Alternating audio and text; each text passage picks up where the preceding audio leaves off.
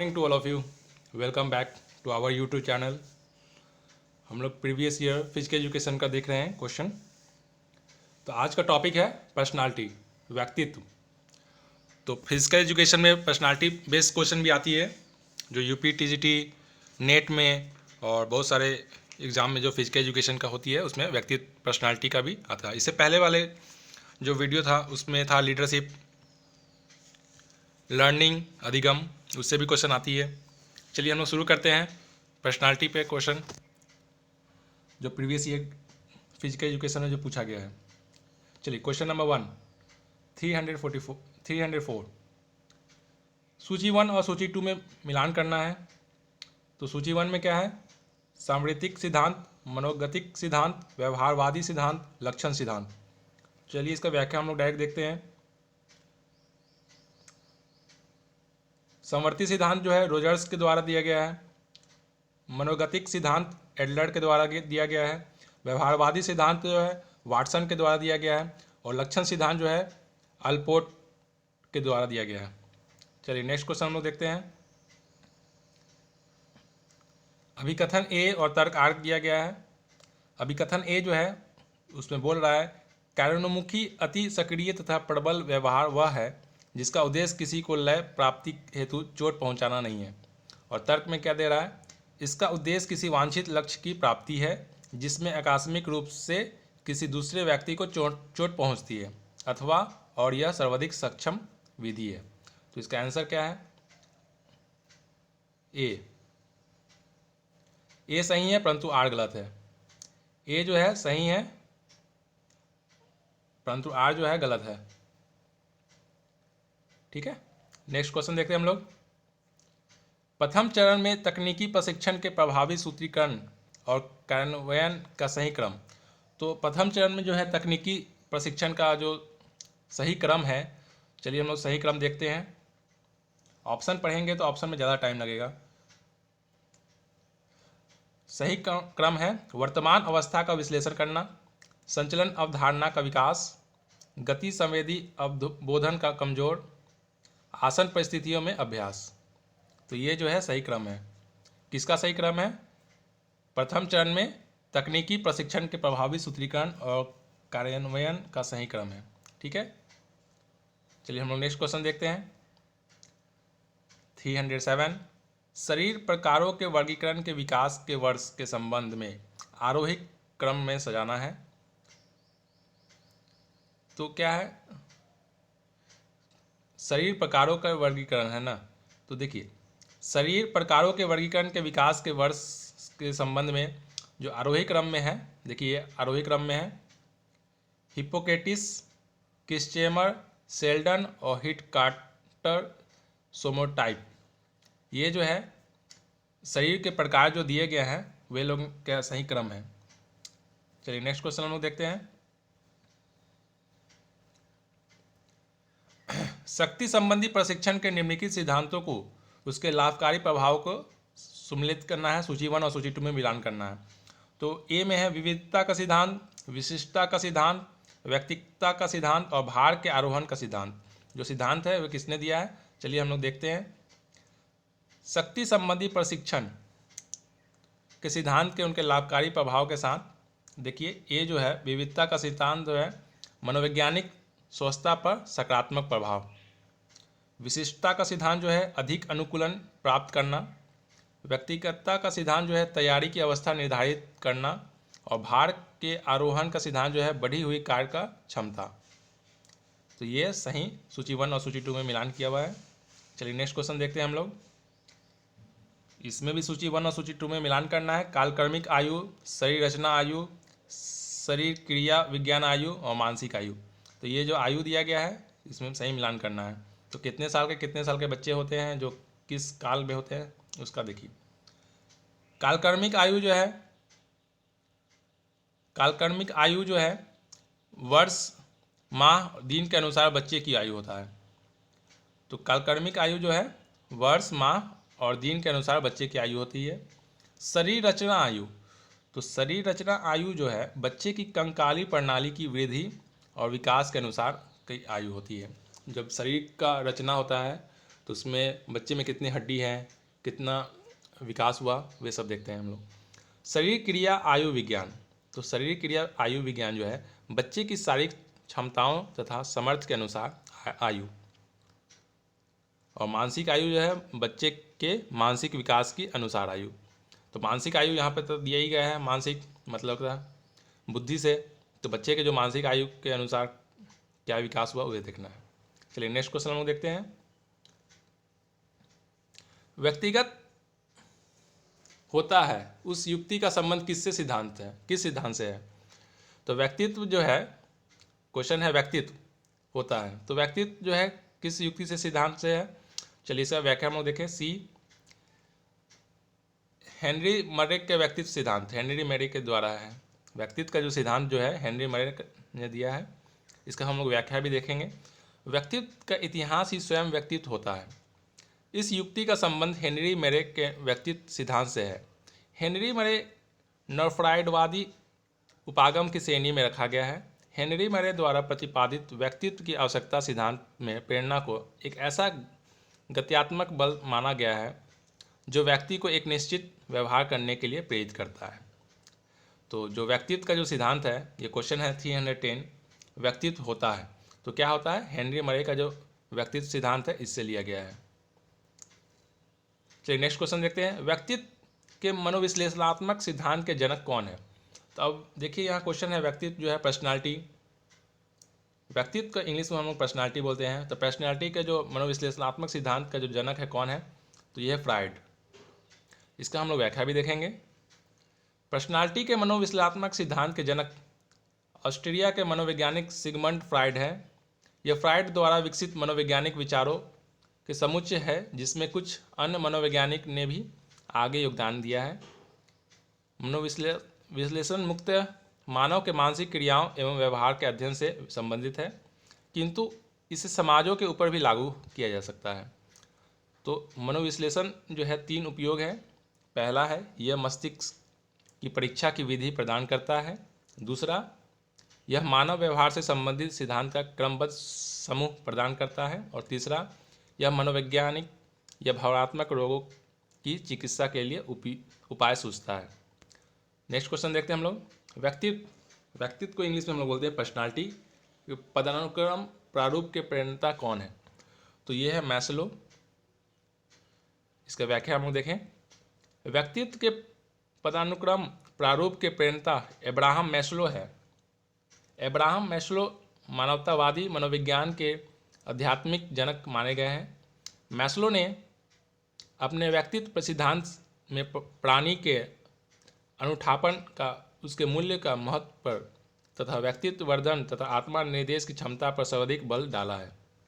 इस बल के कारण ही उनका मानना है कि संपूर्ण प्राणी का विकास उसके भीतर से संगठित ढंग से होता है। इस आंतरिक कारकों की तुलना में बाह्य कारक जैसे गत अनुभूतियाँ का महत्व नगण्य है। मैस्लो के व्यक्तित्व सिद्धांत का संबंध सबसे महत्वपूर्ण पहलू उसका अभिप्रेरण सिद्धांत है। अभिप्रेरण, इनका विश्वास था कि अधिकांश मानव व्यवहार की व्याख्या कोई न कोई व्यक्तिगत लक्ष्य पर पहुंचने की प्रवृत्ति से निर्देशित होता है। कोई भी लक्ष्य है तो पर्सनालिटी ऐसा होता है कि उसके लक्ष्य के पहुंचने पर नहीं निर्देश करता है। मैस्लो का मत था कि मानव अभिप्रेरक जन्मजात होते हैं और उन्हें प्राथमिकता या शक्ति के आरोही पदानुक्रम सुव्यवस्थित किया जा सकता है। तो ये था मैस्लो के द्वारा। चलिए नेक्स्ट क्वेश्चन हम लोग देखते हैं। सूची 1 और सूची 2 में मिलान करना है। तो सूची 1 है व्यक्तित्व के प्रकार और सूची 2 है प्रतिपादक। तो एसिडेंटल, एथलेटिक्स, इंट्रोकट और एक्टोमार्फिक, ये किसका प्रतिपादक है? यहाँ हम लोग देखते हैं। एसेंडेंट जो है आल्पोर्ट 1 का है, एथलेटिक जो है क्रेसमर का है, और इंद्रवर्ट जो है कार्ल यूग का है, एक्टोमार्फिक जो है सेल्डन का है। तो ये जो है प्रतिपादक सामने सामने यहाँ दिया गया है। नेक्स्ट क्वेश्चन देखते हैं। व्यक्तित्व की विशेषता में शामिल है। तो व्यक्तित्व की विशेषता में क्या क्या शामिल है? तो व्यक्तित्व जो है पर्सनालिटी की जो विशेषता है उसमें शामिल होता है व्यवहार का विशिष्ट रूप, और दूसरा चिंतन की विधियाँ। इसका आंसर हो जाएगा ए 1 और 2। पर्सनालिटी की जो विशेषता है, व्यवहार का विशिष्ट रूप और चिंतन की विधियाँ। चलिए नेक्स्ट क्वेश्चन हम देखते हैं हम लोग। सूची 1 और सूची 2 में मिलान करना है। प्रगामी शिथिलन किनके द्वारा दिया गया है?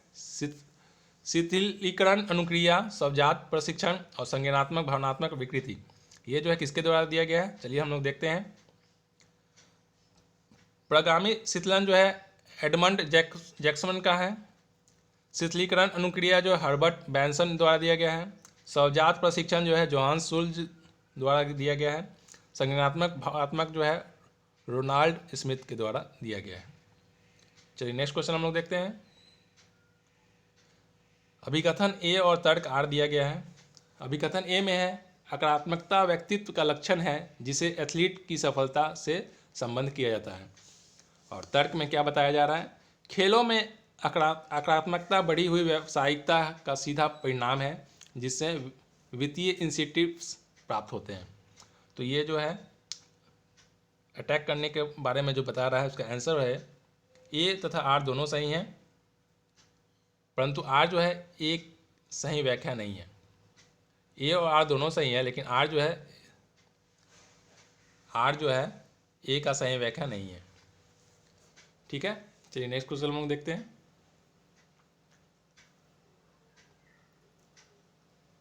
चलिए इसका हम लोग एक व्याख्या देख लेते हैं। व्याख्या बहुत अच्छा दिया गया है। प्रश्नगत अभिकथन में जो बताया गया है, आक्रामकता जो है व्यक्तित्व का लक्षण है जिसे एथलीट की सफलता से संबंध किया जाता है। यह सही है क्योंकि आक्रामकता के माध्यम से ही एक एथलीट जो है सफलता के प्रति विश्वास पैदा होता है। खेलों में आक्रमण बढ़ी हुई व्यावसायिकता की सीधा परिणाम है जिसमें वित्तीय इंसेंटिव्स प्राप्त होते हैं। सही है, अतः ए और आर दोनों सही हैं, परंतु आर जो है ए की सही व्याख्या नहीं है। चलिए नेक्स्ट क्वेश्चन देखते हैं हम लोग। बांडुरा के अनुसार व्यवहार का अभिगम 4 चरणों में होता है। तो बांडुरा के अनुसार 4 चरण हैं, तो कौन कौन से हैं देखिए आप। बांडुरा के अनुसार व्यवहार के अधिगम में 4 चरण हैं। पहला है मनोयोग, प्रतिधारणा, पुनरुत्पादन और प्रबलीकरण। चलिए इसका व्याख्या हम लोग देखते हुए चलते हैं। अल्बर्ट बुनरो ने सामाजिक अधिगम सिद्धांत पर प्रतिपादन किया है। इसके अनुसार व्यक्ति अवलोकन, नकल, आदर्श व्यवहार के प्रतिमान के माध्यम से एक दूसरे से सीखते हैं। समाज द्वारा स्वीकार किए जाने वाले व्यवहार को अपनाना, वर्जित व्यवहार को नकारना ही सामाजिक अधिगम है। सामाजिक अधिगम सिद्धांत के व्यवहारवाद और संज्ञानात्मक अधिगम सिद्धांत के बीच की योजक कड़ी कहा जाता है क्योंकि यह सिद्धांत जो है अटेंशन, स्मृति मतलब होता है मेमोरी, प्रेरणा, मोटिवेशन, तीनों का संयोजन करता है। इसलिए अल्बर्ट बुनरो का प्रथम मानव व्यवहार संज्ञानवादी कहा जाता है। संज्ञानवादी बुनरो ने एक बालक पर बेबी डॉल प्रयोग किया जिसमें बालक को 3 अलग अलग प्रकार की मूवी दिखाई दी। पहली मूवी में सामाजिक मूल पर था, दूसरी मूवी प्रेम पर, तीसरी मूवी हिंसात्मक दृश्य पर आधारित थी। इन तीनों प्रयोग के उपरांत बुनरो ने यह निष्कर्ष निकाला कि छोटे बच्चों को यह नहीं पता होता है कि उसको क्या सीखना चाहिए और क्या नहीं सीखना चाहिए। इसलिए बच्चों के सामने हमेशा आदर्श व्यवहार के प्रतिमान आइडल मोड को प्रस्तुत करना चाहिए। बुनरो ने सामाजिक अधिगम के 4 उपाय बताए हैं। तो 4 उपाय क्या है? ध्यान, अवधारणा, पुनः प्रस्तुतिकरण और पुनर्बलवन।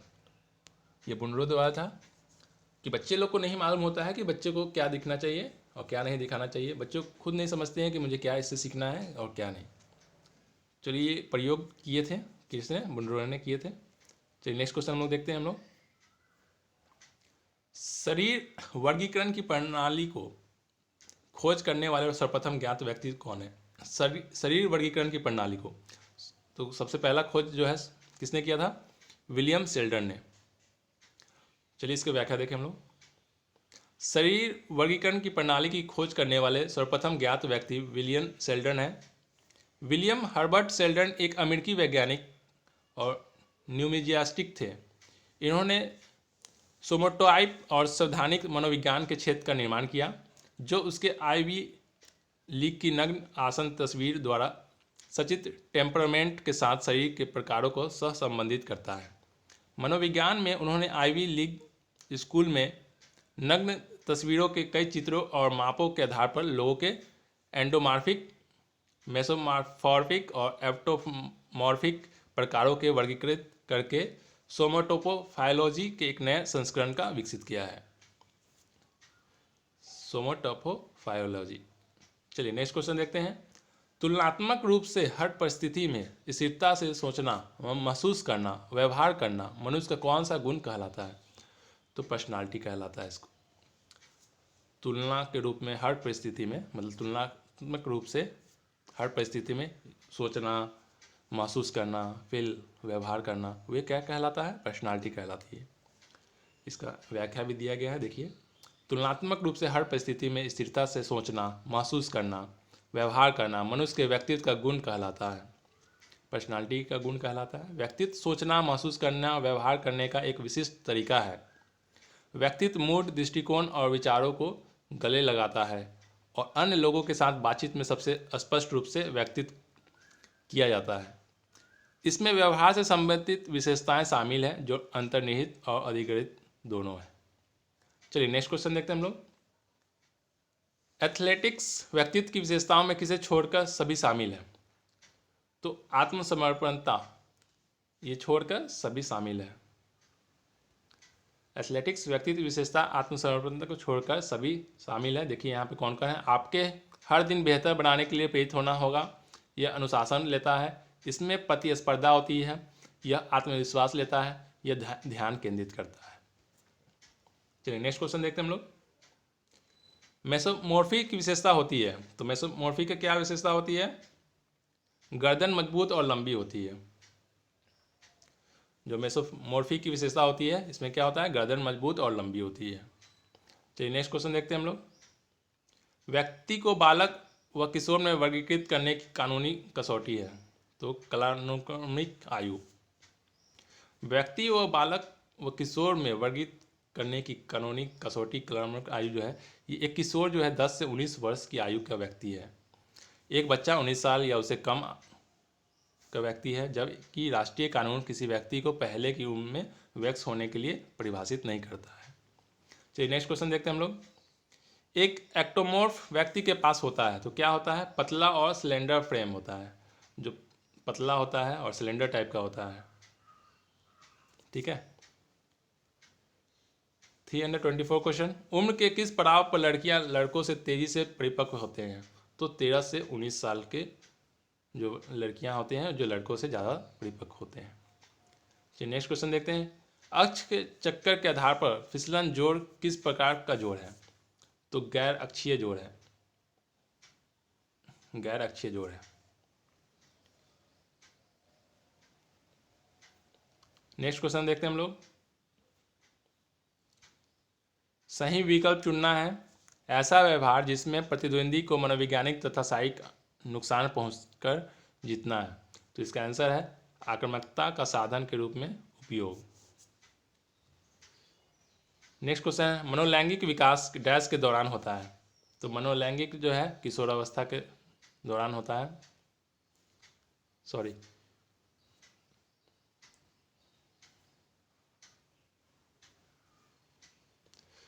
किशोरावस्था के दौरान व्यक्ति का वर्तन डैश द्वारा प्रभावित होता है, तो किशोरावस्था के द्वारा अभिजात वर्ग के द्वारा प्रभावित होता है। चलिए नेक्स्ट क्वेश्चन देखते हैं हम लोग। व्यक्तित्व को प्रभावित करने वाला मुख्य कारक है, पर्सनालिटी को प्रभावित करने वाला मुख्य कारक क्या है? वंशानुक्रमण एवं वातावरण। वातावरण से भी प्रभावित होते हैं पर्सनालिटी। और आज का ये लास्ट क्वेश्चन है, वृद्धि निम्नलिखित कालों में से किस काल में सबसे अधिक होती है? वृद्धि जो है शैशव काल से होते हैं, जो शैशव काल जो है 5 से 6 वर्ष की आयु को मानी जाती है। तो आज हम लोग व्यक्तित्व पर्सनालिटी बेस्ड क्वेश्चन देखे हैं। फिजिकल एजुकेशन में पर्सनालिटी बेस्ड क्वेश्चन भी आती है। तो आज 330 तक रहे। नेक्स्ट वीडियो में हम लोग इससे आगे पर्सनालिटी पे ही देखेंगे, previous year solve question. Okay, good bye to all of you, be fit.